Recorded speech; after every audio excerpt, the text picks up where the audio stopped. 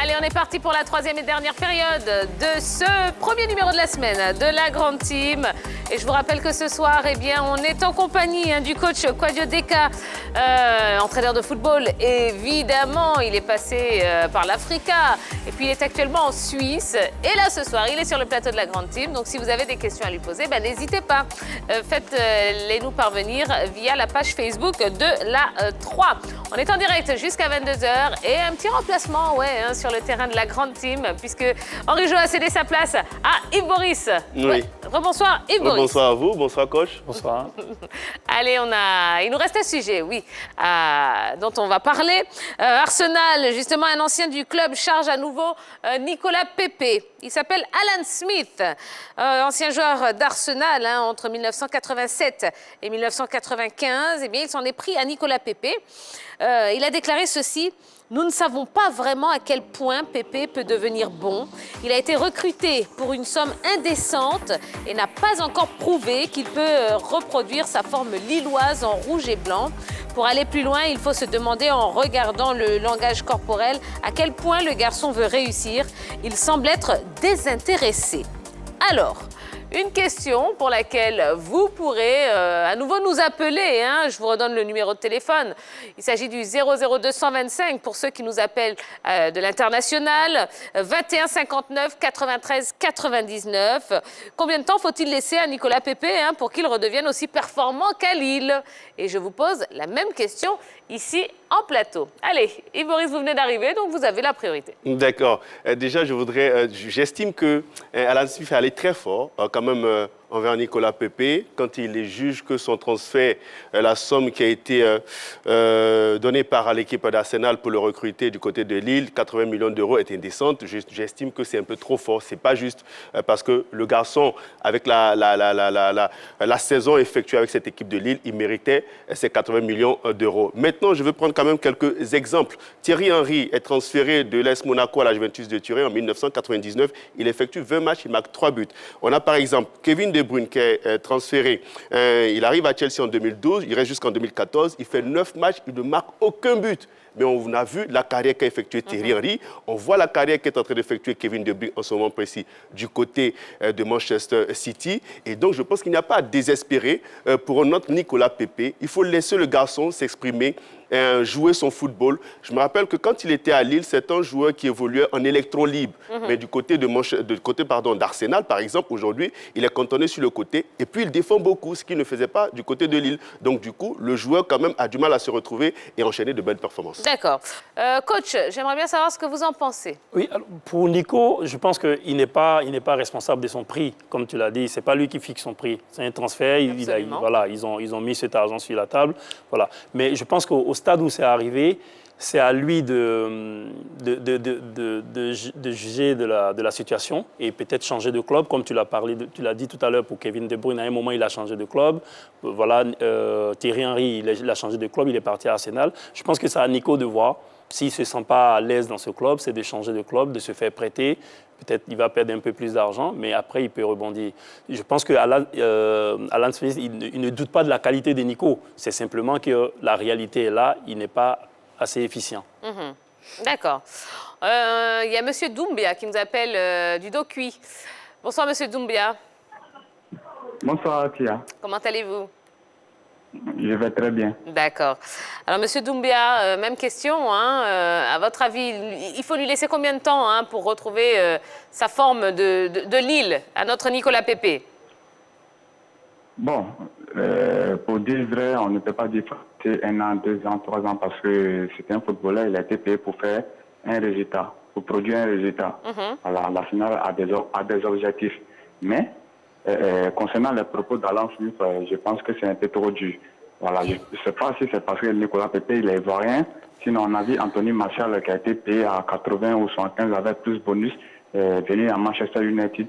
Les résultats escomptés n'étaient pas ça. Mais ce qui est dit de Nicolas Pepe, cela n'a pas été dit de Anthony Martial. Aujourd'hui, on voit qu'Anthony Martial est un joueur important dans le dispositif de Solskjaer. Donc, c'est un footballeur. Voilà, il y a des temps d'adaptation, il y a des temps de concentration, et avec ses bruits autour, ça peut le déconcentrer, c'est un jeune joueur. Donc il faut lui faire confiance, il faut le laisser se battre pour... Nicolas Pepe a déjà montré qu'il a des qualités. En Europa League, il a fait d'énormes résultats, d'énormes exploits. Donc on peut essayer de lui accorder un peu de temps pour voir qu'est-ce qu'il va donner. Voilà, c'est ce que j'aimerais dire. D'accord, très bien. Merci beaucoup pour cette belle intervention, M. Doumbia. Bonne soirée. Oui. Je vais prendre un temps soit peu les exemples d'Yves Boris. Quand Thierry Henry arrive du côté de Manchester et d'Arsenal plutôt, il est souhaité, il est demandé par son entraîneur qui est Arsène Wenger et qui fait tout pour le mettre dans de bonnes conditions. Thierry Henry même l'a reconnu dans l'un de ses documentaires que ses débuts n'ont pas été difficiles en Angleterre parce qu'il sortait d'une saison difficile en Italie. Quand Didier Drogba arrive du côté du Chelsea en Angleterre, des 2 premières saisons, il les termine avec en moyenne 15 buts. Il a des doutes, il veut aller au Milan AC. Il explique lui-même cette anecdote où, dans sa volonté de partir, il y a José Mourinho qui vient pour le retenir. Parce qu'il lui dit, tu es l'homme de la situation, tu es l'homme avec qui je veux marcher et réussir mon projet. Je prends ces exemples pour parler de l'importance de la confiance de l'entraîneur en un joueur. Quand Nicolas Pepe arrive du côté d'Arsenal, lors des premières difficultés, Unai Emery, qui est interrogé après son départ d'Arsenal, dit ceci. Pour 80 millions d'euros, j'ai tout fait pour que mes dirigeants achètent Zaha. Je le préférais à Nicolas Pepe. Cela dénote déjà que l'entraîneur qu'il a vu venir ne voulait pas du joueur.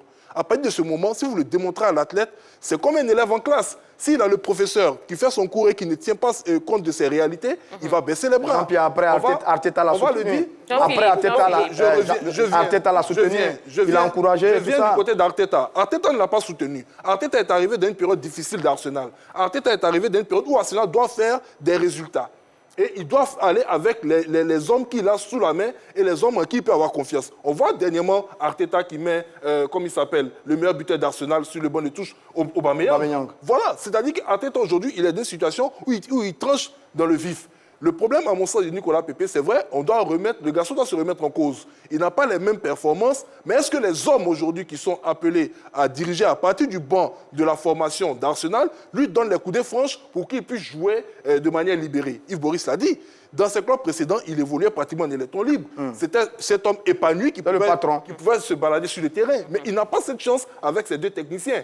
Donc moi, je pense qu'il faut relativiser la mauvaise performance du garçon et pourquoi pas, au lieu d'apporter tout le temps des critiques, essayer de savoir s'il est très bien utilisé aujourd'hui du côté d'Arsenal. D'accord. On va profiter des dernières minutes avec notre invité.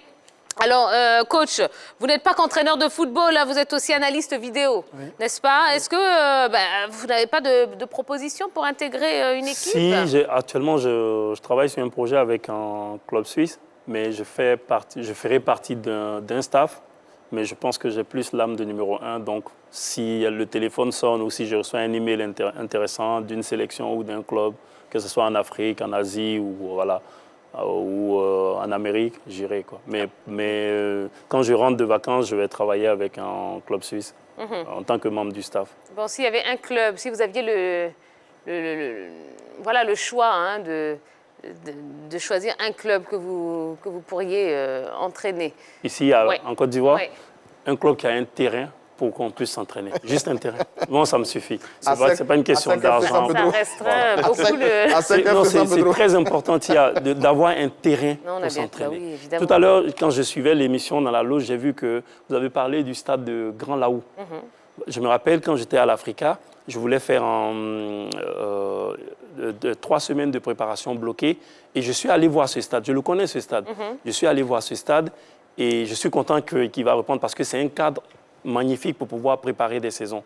Aujourd'hui, cet après-midi encore, hier j'étais à Bobo, sur un terrain quelque part là-bas. Et aujourd'hui, cet après-midi, il y a un terrain à Yopougon qui s'appelle Place CP1, je ne sais pas si c'est le nom, si je dis juste. Un terrain de Maracana, et quand j'ai discuté avec les entraîneurs qui étaient là-bas, ils m'ont dit que c'est là-bas qu'ils ont pris les premiers académiciens. Et cet endroit, il est dégradé. C'est pas possible. C'est pas possible. Et c'est pas seulement une question de la FIF, c'est pas une question seulement des candidats, c'est une question de tout le monde. On a bien compris. Allez, il est déjà l'heure. Bah oui, c'est déjà la fin de ce numéro de la Grande Team, premier numéro de la semaine. Coach, merci beaucoup. Merci à vous. Vous avez été au top. J'espère. Vraiment, on vous souhaite beaucoup de réussite, un nouveau club et que vous puissiez apporter votre expertise. Merci. Il paraît que quand ça vient des femmes, ça marche. Oui, c'est encore mieux. C'est encore mieux, je vous le confirme. Bon, en tout cas, amis téléspectateurs, merci beaucoup. On espère que vous avez passé un bon moment. Merci la grande team. On va se retrouver demain. Ouais, on a une très très longue et belle semaine à passer ensemble. Donc reprenez des forces. Demain, il nous en faudra parce qu'on a encore beaucoup de sujets dont on doit vous parler. Allez, demain, rendez-vous même heure, même endroit à 20h30 sur la 3. Bisous, bisous. Bye bye.